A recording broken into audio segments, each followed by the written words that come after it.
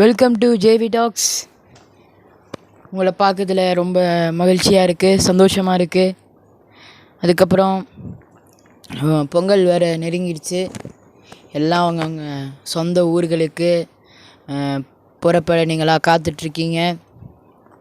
Once again advance happy Pongal. நல்லா சந்தோஷமாக மகிழ்ச்சியாக உங்களோட பொங்கல் பண்டிகையை நீங்கள் கொண்டாடுங்க. கடின உழைப்பு திறமையை வெல்லும். ஏனென்றால் திறமைக்கு கடின உழைப்பு திறமைக்கு இருக்காது, அதுவும் கடினமாக உழைக்காது. இன்றைக்கோட டாபிக் ஜேவி டாக்ஸ் இதுதான். அது சொல்கிறதுக்கு முன்னாடி பொங்கல் குறித்த பொங்கல் அன்னைக்கு நம்மளோட video will be not be uploaded. Pongal அன்னைக்கு நம்மளோட வீடியோ இருக்காதுன்னு நம்புகிறோம். அதனால் அப்லோட் பண்ணுவேன், பார்க்கலாம். சும்மா சொன்னால் இருக்கும், கண்டிப்பாக பொங்கல் அன்னைக்கு வீடியோ அப்லோட் பண்ணுறோம். பொங்கல் முன்கூட்டியே நான் அவங்க எல்லாருக்கும் பொங்கல் வாழ்த்துக்களை தெரிவிச்சுக்கிறேன். அவ்வளவுதான், முடிஞ்சு போச்சு. உங்கள் எல்லாருக்கும் மீண்டும் அட்வான்ஸ் ஹாப்பி பொங்கல். காணும் பொங்கல், மாட்டுப்பொங்கல். பொங்கலில் நீங்கள் பத்திரமா செலிப்ரேட் பண்ணுங்கள். இது என்ன பத்திரமா நம்ம கொண்டாடுறது விஷயமா அப்படின்னு கேள்வி கேட்பீங்க. அடுப்பு பற்ற வைக்கும் போதும் நீங்கள் கவனமாக பற்ற வைங்க. பானைகளை வாங்கி வைக்கும்போதும் நீங்கள் கவனமாக நீங்கள் வைக்கணும். ஏன்னா ரொம்ப நாள் கழித்து போகிறீங்க, டச்சு விட்டு போயிருக்கோம். உஷாராக பானைகளை ஹேண்டில் பண்ணுங்கள். பழைய பானைகள் இருந்தால் தூக்கி போட்டுருங்க. புது பானைகளை வச்சு கடையில் வாங்கி பொங்கலை சிறப்பாக கொண்டாடுங்க. ஏன் நான் சொல்கிறேன்னா, பொங்கல் பண்டிகையை நாம் எந்தளவுக்கு கொண்டாடுகிறோமோ அந்தளவுக்கு தான் நம்மளோட என்ன சொல்கிறது, பகவானோ சம்திங் நமக்கு ஹெல்ப் பண்ணுவார் அப்படின்னு சொல்லியிருக்கிறாங்க. சனி பகவானோ சூரிய பகவானான்னு எனக்கு ஒன்றுமே புரியலை. ஆனால் ஒரு பகவான் ஹெல்ப் பண்ணுவார் அப்படின்னு சொல்லியிருந்தாங்க. அதுதான் உங்ககிட்ட நான் ஷேர் பண்ணுறேன். அது ஏன் சொல்கிறாங்கன்னா, இது சன்னை நம்ம வர்ஷிப் பண்ணுறோம், சூரியனை நம்ம தொழுகிறோம். சூரியனுக்கு அந்த சூரிய கடவுளுக்கு நம்ம மரியாதை செலுத்துகிற விதமாக விவசாயிங்க இந்த பொங்கலை அறுவடை நாளை கொண்டாடுவாங்க. எல்லாருக்கும் தெரிஞ்சது, எனக்கும் தெரிஞ்சது. அதுக்கப்புறம் நம்ம பார்த்துருக்கிறது பொங்கல்னால ஞாபகத்துக்கு வருது நம்மளோட வீர விளையாட்டு ஜல்லிக்கட்டு. ஜல்லிக்கட்டு எனக்கு ரொம்ப பிடிச்ச கேம். நேரில் பார்க்க முடியலன்னா டிவியில் நான் அதை போட்டு பார்ப்பேன். போன வருஷம் என்னால் ஜல்லிக்கட்டு மிஸ் பண்ணேன். டிவியில் பார்க்குறது ஒரு சுகம். ஃபோன் தான் இருக்கே, ஃபோனில் பார்த்துக்கலாம்னா நமக்கு அந்த வேலைகள் நிறைய இருந்தது. வீட்டில் இருந்தால் அவ்வளோ ஆயிருக்காது. ஆனாலும் இந்த வருஷம் ஜல்லிக்கட்டை பார்க்க போகிறேன். நான் ஊருக்கு போகல இந்த வருஷம் அப்படின்ற ஒரு மகிழ்ச்சியில் இருக்கேன். ஒரு பக்கம் வருத்தம் இருக்கும், இன்னொரு பக்கம் மகிழ்ச்சி இருக்குது. அவ்வளோதான், முடிஞ்சு போச்சு. பேருந்துகளில் நீங்கள் பயணிக்கும்போது நம்ம கவர்மெண்ட் வேறு புது கிளாம்பாக்கம் பஸ் ஸ்டாண்டை வேறு திறந்து விட்டுருக்குறாங்க. கோயம்பேடை இழுத்து மூட போகிறதா கேள்விப்பட்டேன். இங்கேருந்து போகும்போது உங்களுக்கு கோயம்பேடு அவைலபிளாக இருக்குன்னு சொல்லியிருக்காங்க. அதுக்கப்புறம் கிளாம்பாக்கத்துலேருந்து உங்களுக்கு நீங்கள் உங்கள் ஊர் முடித்து சென்னை வரணுன்னா நீங்கள் கிளாம்பாக்கம் இறங்கினதா நியூஸ் பார்த்தேன். ஆனால் அது ஒரே ஒரு நியூஸ் சேனலில் தான் போட்டாங்க. அதை மென்ஷன் பண்ண விரும்பலை. அது அதிகாரப்பூர்வமாக அப்படியான்னு எனக்கு ஒன்றும் புரியலை. நீங்கள் பஸ்ஸில் வரும்போது சேஃபாக வாங்க. உங்களோட குழந்தைங்கள கிட்ஸாக இருந்தீங்கன்னா, உங்கள் வீட்டில் கிட்ஸ் யாருனா இருந்தாங்கன்னா, உங்களை பஸ்ஸில் இருந்தாங்கன்னா பத்திரமா அவங்கள ஹேண்டில் பண்ணுங்கள். சீட்டு பிடிக்கிறேன்னு சொல்லிவிட்டு பெரியவங்களை முதல்ல அனுப்பி உங்களுக்கான இடங்களை நீங்கள் பஸ்ஸில் பிடிச்சி வச்சுக்கிறது உங்களுக்கு நல்லது. ஏன்னா ஃப்ரெஷ்ஷாக இருக்கும். கிளம்பாக்கமாக இருந்தாலும் சரி, கோயம்பேடாக இருந்தாலும் சரி, ரஷ்ஷாக இருக்கும். அதுக்கப்புறம் நம்மளால் எதையும் ஹேண்டில் பண்ண முடியாதுன்றதுனால ஸோ நீங்கள் கொஞ்சம் உஷாராக இருக்கும்படியே கேட்டுக்கிறேன். ஏன்னா நான் பஸ்ஸில் நிறைய வாட்டி பொங்கல் டேஸில் தான் போயிருக்கிறேன்.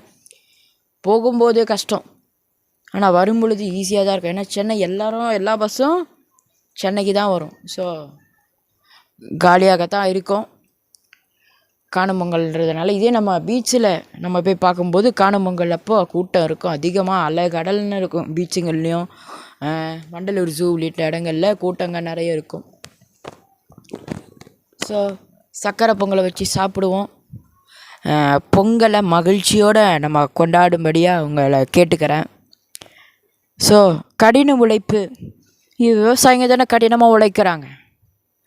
கடின உழைப்பு அவங்களோட திறமை, டேலண்ட்டை ஊக்குவிக்குது.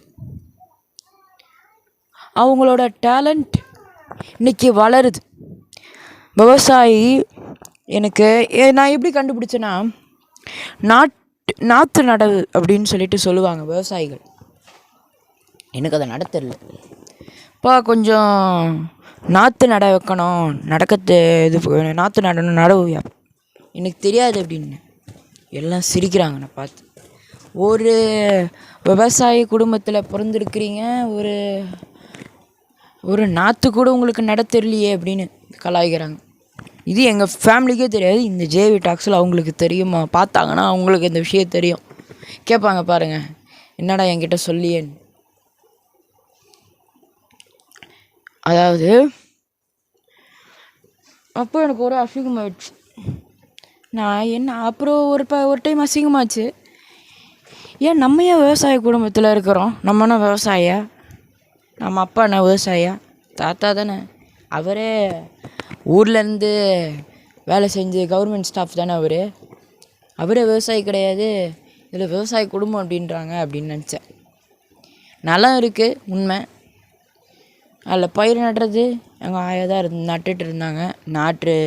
நடுவுற வேலையாக இருந்தாலும் சரி, நடவு நடணும் அந்த வேலை, அறுவடை உள்ளிட்ட எல்லா வேலைகள்லேயும் அவங்க தான் ஈடுபட்டிருந்தாங்க. ஏன்னா அவங்க தான் இன்சார்ஜ், அவங்க ஈடுபட்டுட்டு இருந்தாங்க. ஸோ இதெல்லாம் கேட்கும்போது எனக்கே ஒரு அசிங்கமாயிடுச்சு. சரி இப்படி கேட்டாங்களே, சரி இதெல்லாம் ஒரு கற்று வச்சுக்கணும் அப்படின்னு.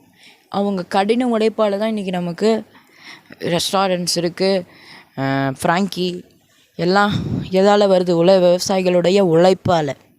அவங்களோட உழைப்பு நமக்கு ஒரு பாடமாக இருக்கும்.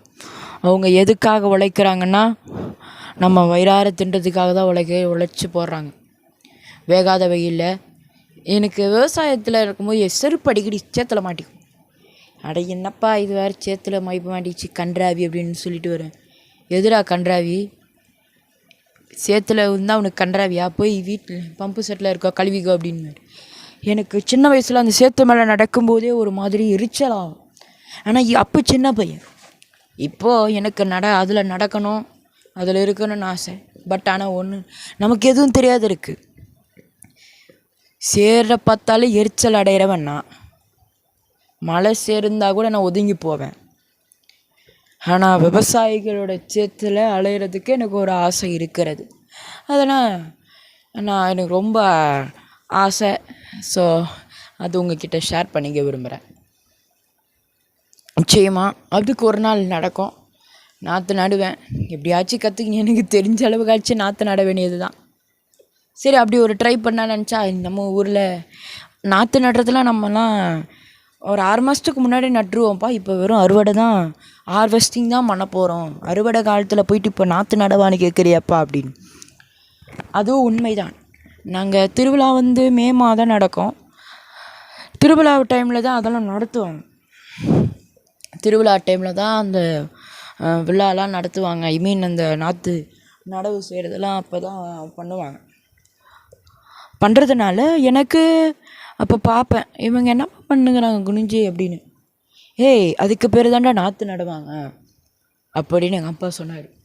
நாற்று நடுறதுன்னா அதுதான் நான் தெரிஞ்சுக்கினேன். அதுதான் நாற்று நடுறது அப்படின்னு சொல்லிட்டு நான் இன்னும்.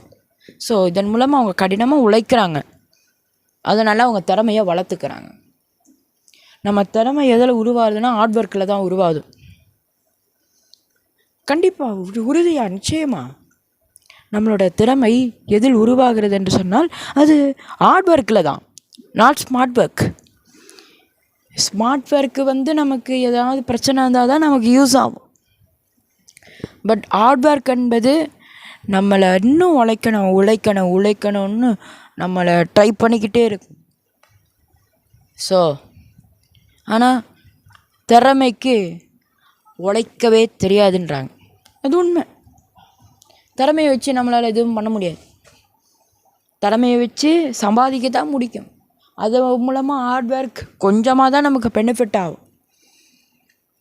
ஆனால் திறமைக்கு உழைப்பே கிடையாது. கடின உழைப்பே இருக்காது. கடின உழைப்பால் தான் திறமை வளரும், டேலண்ட்டு வளரும். அதுக்கப்புறம் தான் நமக்கு எல்லாமே. அது விவசாயிங்கிட்ட தான் கற்றுக்கிட்டு போகணும். கடினமாக உழைக்கிறாங்க கொத்தனார்கிட்ட அவங்க ஒரு நாளைக்கு நான் கொத்தனார் அந்த வீடுனாலும் நான் ஒரு செவரை எழுப்ப முடியுமா? நான் போகிறேன்.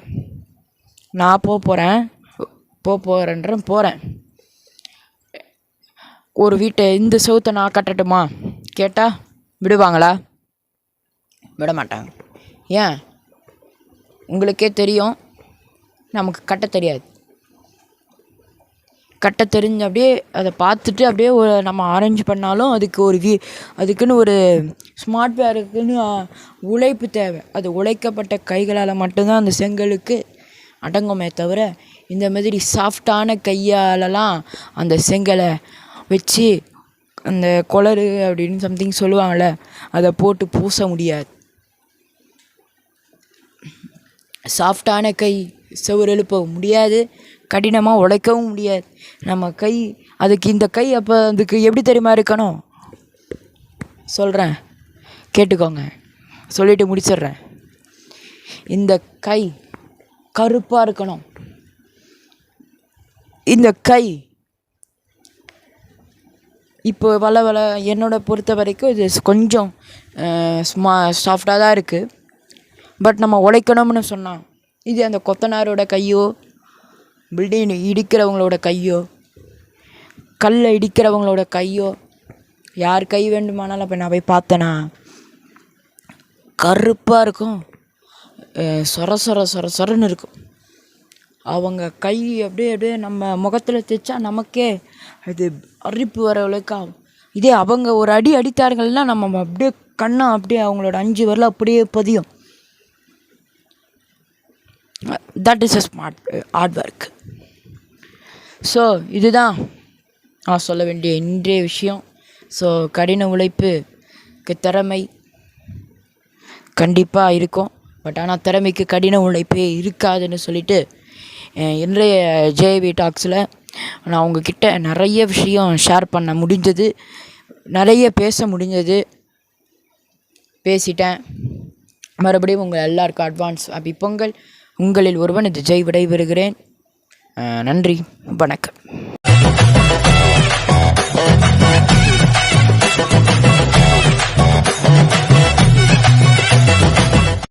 என்னோட ஜேவி டாக்ஸ் ஓட போட்காஸ்ட் இப்போ ஜெய் டிவியோட ஸ்பாட்டிஃபை மற்றும் யூடியூப் மியூசிக் ஆப்பில் ஸ்ட்ரீம் ஆகிட்டு இருக்கு. கேட்டு மகிழுங்கள்.